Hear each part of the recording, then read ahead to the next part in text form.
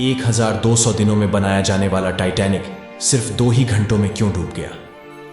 10 अप्रैल 1912 ये वो दिन था जब दुनिया का सबसे बड़ा और महंगा तरीन बाहरी जहाज टाइटैनिक अपने पहले सफर के शुरुआत के लिए बिल्कुल तैयार था। उस दिन अटलांटिक ओशन बेहद पुरसुकून था और समंदर में तूफान आने का दूर दूर तक कोई चांस नहीं था। जहाज में 1500 पैसेंजर सवार भी हो चुके थे और लाखों लोग डॉक पर टाइटैनिक के पहले सफर का आगाज देखने के लिए खड़े थे। ना ही पैसेंजर्स को और ना ही अलविदा करने वाले लाखों लोगों को और न ही टाइटैनिक के अमले को मालूम था कि जो जहाज कुछ ही देर में रवाना होने वाला है, उसको बनाते वक्त 6 ऐसी गलतियां की गई थीं जो इस जहाज को बदतरीन हादसे का शिकार बनाने वाली हैं। आज आप जानेंगे अपने दौर के सबसे महंगे, सबसे लग्जरी और सबसे ताकतवर जहाज टाइटैनिक की 6 ऐसी गलतियां जो अगर न की जाती तो शायद आज टाइटैनिक क्रैश होने की वजह से नहीं, बल्कि अपनी कामयाबी की वजह से दुनिया में फेमस होता। आखिर ऐसी कौन सी 6 गलतियां थीं जो 40 साल एक्सपीरियंस रखने वाले टाइटैनिक के कैप्टन एडवर्ड स्मिथ को भी नजर नहीं आई? कैप्टन के 40 साल के एक्सपीरियंस को तो छोड़ दे, टाइटैनिक ऑपरेट करने वाली कंपनी ड्वाइट स्टार लाइन, जिसको एक 107 शिप ऑपरेट करने का एक्सपीरियंस था, उनको भी नजर नहीं आई। और तो और ये गलतियां टाइटैनिक मैन्युफैक्चर करने वाली कंपनी हॉलैंड एंड वोल्फ को भी नजर नहीं आई, जिन्होंने सिर्फ टाइटैनिक से पहले ही 500 से ज्यादा शिप्स मैन्युफैक्चर की थी। टाइटैनिक की कंस्ट्रक्शन 1907 में शुरू हुई थी और तकरीबन 3 साल का वक्त और 2000 वर्कर्स की मेहनत के बाद जहाज को तैयार कर लिया गया। अब जहाज पूरी तरह से तैयार हो चुका था, लेकिन इसको टेस्ट करने का फेज अभी बाकी था। टाइटैनिक बनाने वालों का उस पर भरोसा तब और ज्यादा बढ़ गया जब टाइटैनिक ने अपना पहला टेस्ट रन कामयाबी से पार कर लिया था।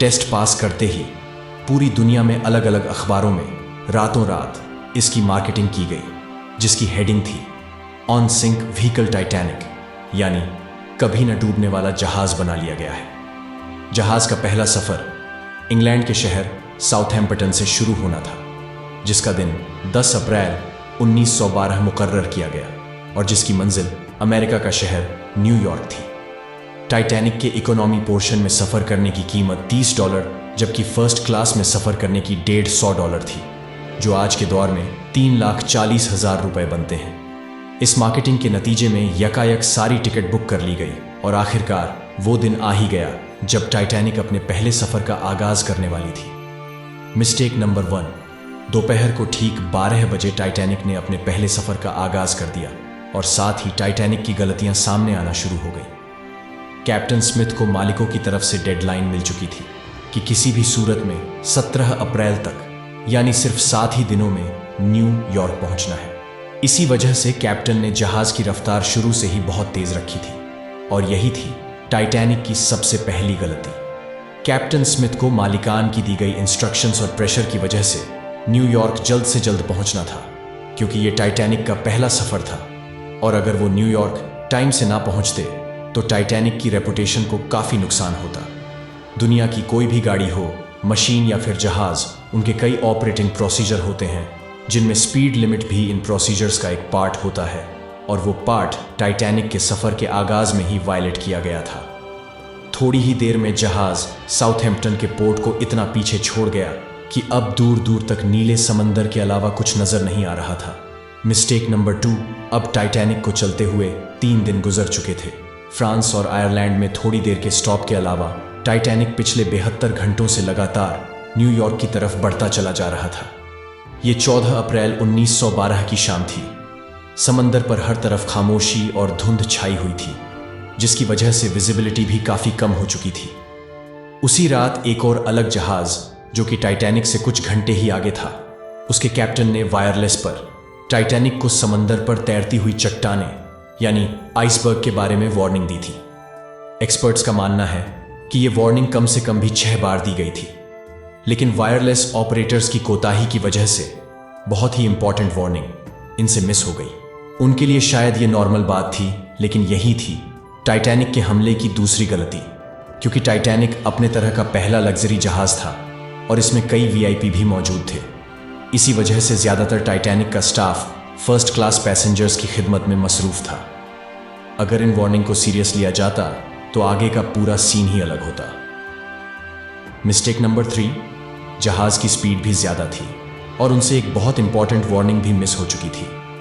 टाइटैनिक अब तेजी से इंतहाई बेखौफ अंदाज में आइसबर्ग की रेंज में बढ़ता चला जा रहा था।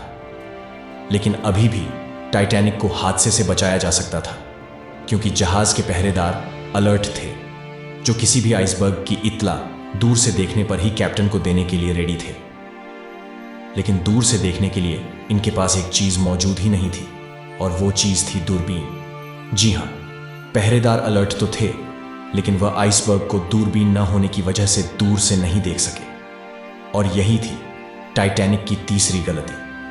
आइसबर्ग की खबर कैप्टन स्मिथ को उस वक्त हुई जब जहाज के पहरेदारों ने खबर दी कि जहाज के बिल्कुल सामने एक फुटबॉल फील्ड की साइज जितना आइसबर्ग है। लेकिन अब बहुत देर हो चुकी थी, क्योंकि आइसबर्ग बहुत करीब आ चुका था। मिस्टेक नंबर 4, क्योंकि अटलांटिक ओशन में अक्सर शिप्स को ऐसे आइसबर्ग का सामना करना पड़ता है जिसको बड़े बड़े बाहरी जहाज आराम से हैंडल कर लेते हैं। शायद कैप्टन स्मिथ ने भी यही सोचा था। आइसबर्ग की खबर मिलते ही कैप्टन स्मिथ ने जहाज के इंजन बंद करने का हुक्म दिया और साथ ही टाइटैनिक का रुख बदलने का भी ऑर्डर दिया। बेशक कैप्टन स्मिथ ने आइसबर्ग से बचने की बहुत कोशिश की, लेकिन फासला इतना कम रह गया था कि कुछ भी करना फजूल साबित हुआ। आइसबर्ग अब टाइटैनिक के सेंटर से टकरा चुका था, लेकिन टाइटैनिक के अभी भी बचने की काफी उम्मीद बाकी थी।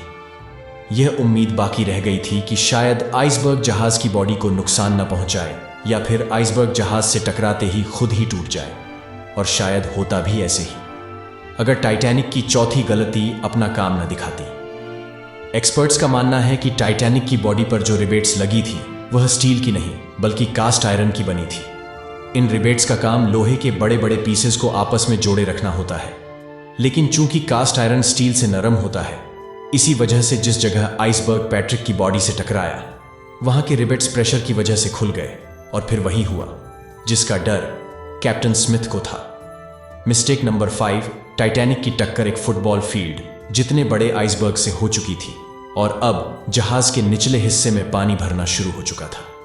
इस खतरनाक दुर्घटना ने पूरे स्टाफ और पैसेंजर्स को अलर्ट कर दिया था, और साथ ही जहाज में मौजूद टाइटैनिक के मालिक जोसेफ ब्रूस को भी। बेशक टाइटैनिक में पानी भरना शुरू हो गया था, लेकिन अभी भी टाइटैनिक के बचने की उम्मीद बाकी थी, क्योंकि टाइटैनिक को ऐसे डिजाइन किया गया था कि अगर इसके 3 फ्लोर्स में पानी भर भी जाए फिर भी यह नहीं डूब सकता। लेकिन बदकिस्मती थी इस जहाज की कि 3 फ्लोर्स को क्रॉस करके पानी अब 4थे फ्लोर तक जा पहुंचा था। अब मामला हाथ से निकल चुका था। टाइटैनिक आहिस्ता आहिस्ता ओशन में डूबता जा रहा था।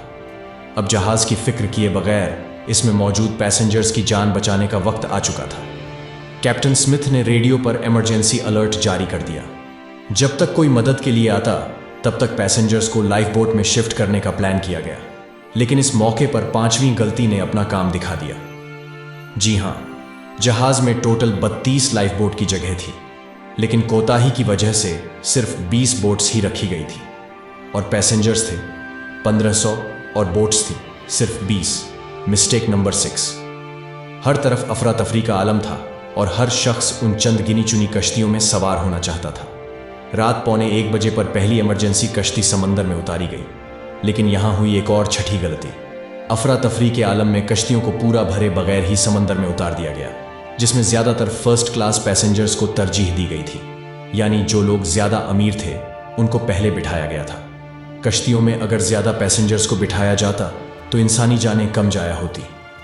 अब जहाज तेजी से समंदर में डूबता जा रहा था। रात 2:15 बजे पर शॉर्ट सर्किट की वजह से टाइटैनिक की सारी रोशनियां बुझ गई थीं, और अगले ही लम्हे जहाज टूटकर 2 हिस्सों में अलग हो गया। यूं टाइटैनिक को समंदर के अंदर मुकम्मल तौर पर डूबने के लिए 2 घंटे 40 मिनट लगे, और इस तरह 1500 लोग अटलांटिक ओशन के ठंडे पानी में डूबकर मर गए। आपको एक और बात भी बताते चलें कि पानी का टेम्परेचर उस वक्त -2 डिग्री सेंटीग्रेड था। मतलब अगर पैसेंजर्स इस ठंडे पानी में छलांग भी लगाते तो बचने का कोई चांस नहीं था, क्योंकि इंसान इतने कम टेम्परेचर में 30 मिनट से ज्यादा जिंदा नहीं रह सकता। कहा जाता है कि मरने वालों की तादाद 1500 से भी काफी ज्यादा थी, क्योंकि जिन लोगों की जहाज के अमले से जान पहचान थी उनमें से काफी लोग जहाज पर बगैर टिकट सवार हुए थे। जिंदा बच जाने वालों में सबसे ज्यादा तादाद बच्चों और महिलाओं की थी। दूसरी तरफ कैप्टन स्मिथ था, जो सारा वक्त लोगों की जान बचाने में लगा रहा, और वो आखिरी आदमी था जिसने डूबते जहाज से छलांग लगाई थी। उम्मीद है यह वीडियो भी आप भरपूर लाइक और शेयर करेंगे।